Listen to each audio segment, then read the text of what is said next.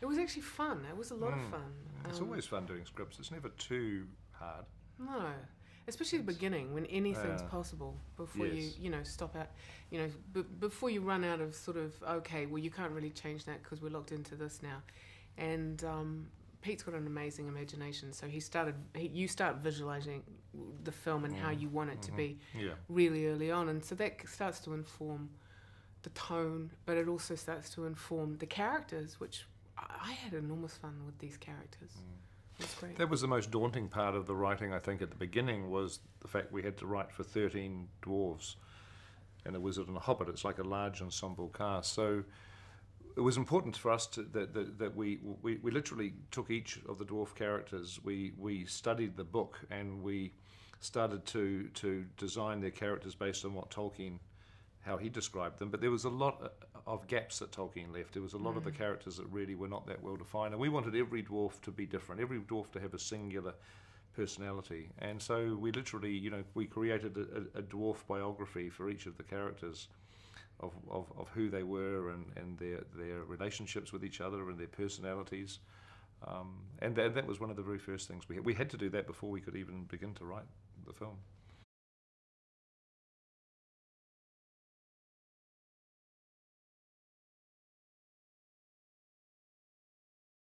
I read The Lord of the Rings first, and I never read The Hobbit. I read The Lord of the Rings when I was about 17.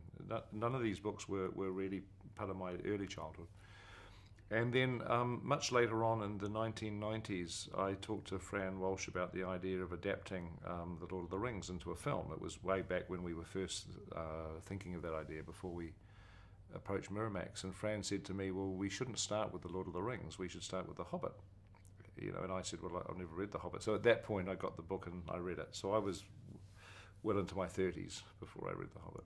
And it's a great. And so the irony is that Harvey Weinstein at Miramax, who we were working with, didn't want to make The Hobbit first because it was co-owned by MGM and the rights were too difficult. And so we ended up doing it this way around, which I actually think worked out quite well in the end. I think that was fate, wasn't it? Yeah, it was fate. Yeah, I think having told the Lord of the Rings story has helped us make a better Hobbit, because the characters, really important characters such as Gandalf, who you know from the trilogy of the Lord of the Rings, you're much more invested in them than I think you would be. Yeah. And also he goes off. He leaves the doors on a number of occasions in the book, and we get to tell that part of the story now, I think, in a more in-depth way and in a more exciting way because of Lord of the Rings. So it is like, I mean, we're not just adapting The Hobbit, we're adapting The Hobbit plus as extra material that was included in The Lord of the Rings, especially in Return of the King, as sort of extra material in the appendix of Return of the King. And because Tolkien was developing a lot of his storyline of things that were happening in Middle-earth at the time of The Hobbit. And a lot of it informs the characters within the Hobbit book itself, and so we're able to use a lot of that material. So this is like a sort of an expanded, it's like a Hobbit supersized Hobbit in a way. Yeah.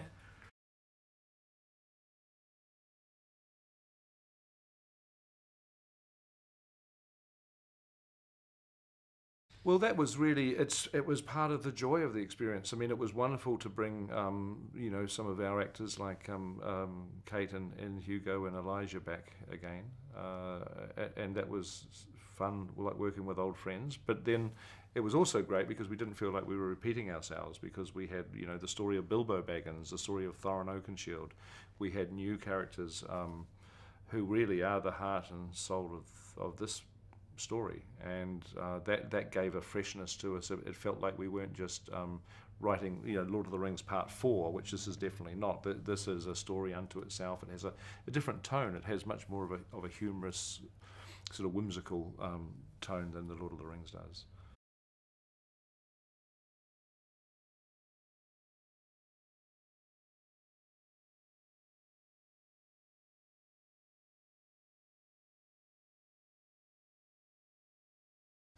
Well, Martin brings an incredible balance between drama and comedy. He doesn't. I mean, it was very important with Bilbo that we didn't deliver a comic Bilbo, a character who's trying to be funny. We didn't want an actor who would be trying to be a comedian. But what we wanted was someone to basically play Bilbo reasonably straight, but there's so much comedy in the situations that Bilbo finds himself in. I mean, this very conservative, fussy hobbit who suddenly finds himself dragged off onto this adventure into a world of danger, and he's so safety conscious. He doesn't want.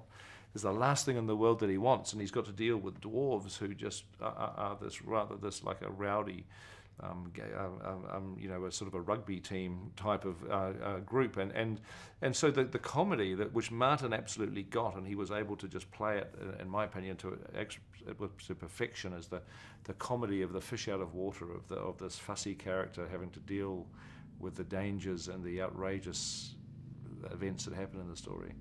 And Richard, yes. Well, Richard has a wonderful nobility. I mean, Thorin, above all, just has to have he has to be a complex character, but at his heart, he wants to do the right thing.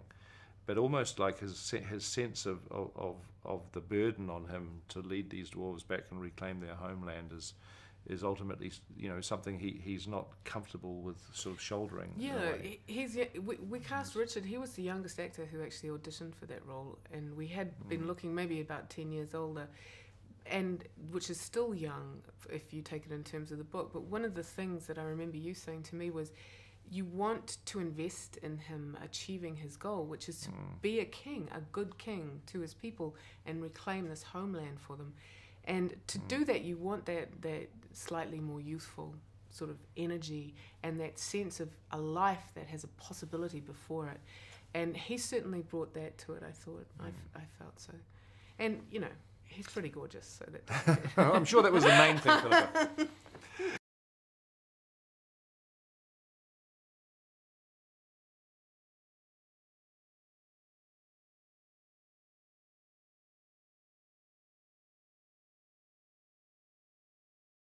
That chapter in The Hobbit, The Riddles in the Dark, it's called, is one of the most iconic moments of that book, and it was an absolute delight to be able to dramatise that scene. It was the very first thing we shot. We shot the Riddles in the Dark sequence in the first week of shooting, the first day of the shoot, and I did something I'd never done before. The scene was about 12 pages long, which we very faithfully adapted the way it is in the book. Didn't make a huge number of changes because, it is so iconic. And I decided, rather than just shoot the scene in pieces with different camera angles, I'd shoot it as like a multi-camera sequence where the actors were able to play the entire scene without stopping from one end to the other. It's sort of it's about 9-10 minutes long, and it was almost staged like a stage play.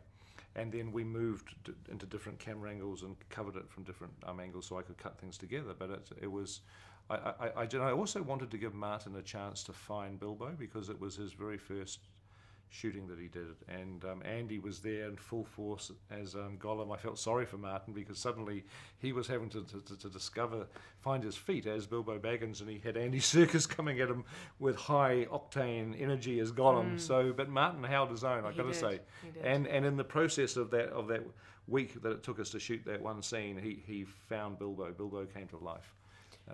Andy was pretty funny. He was excited because he said he got to play Gollum 60 years younger and much sexier, because he's got more hair and more teeth. Well, one more tooth, maybe. Maybe one more tooth. Yeah.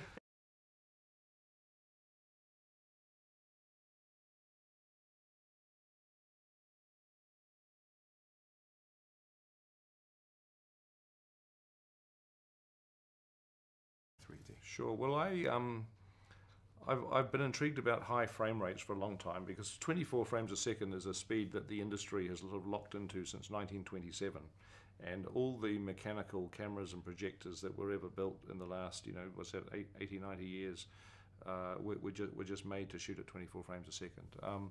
But with the advent of digital cameras and projectors, you don't have to do that anymore. And so I was thinking, well, why are we still shooting films at 24 frames? It does flicker, it does strobe, it does blur. And I did a part of the Universal theme park in California. We did a King Kong attraction for them about 4 or 5 years ago, and we did that at a high frame rate. the first time I'd been involved in it, and it was terrific. It's only 3 or 4 minutes long, but you were totally immersed in this world, 3D, high frame rate. And I thought, wow, imagine if we could shoot a feature film like this. Why can't we shoot a feature film? And that question was in my mind. And then when we started The Hobbit, I thought, you know what? Why don't we just shoot this at 48 frames a second and hope that in 2 years, from the day of shooting in 2 years when the first film is released, hope that enough cinemas in the world can project it. And, we've got 1,000 screens around the world that are going to be showing this at 48 frames a second. And I think it makes it very immersive. You have that choice too, which I think is cool. We also have the 24-frame version if people don't want to see the high frame rate. But I think it's where the responsibility is on us as filmmakers to use the technology to improve the cinema-going experience. I mean, cinema has to be larger than life. It has to be that magical place that you go for that experience. And I think the magic is getting eroded with iPads and iPhones and home entertainment systems. There's so many choices now. And I think we have to up the bar. We have to raise the bar as filmmakers to attract audiences back in for that big screen experience.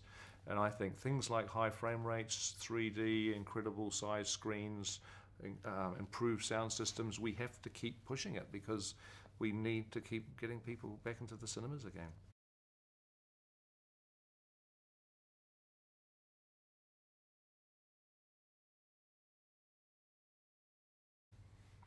Well, that's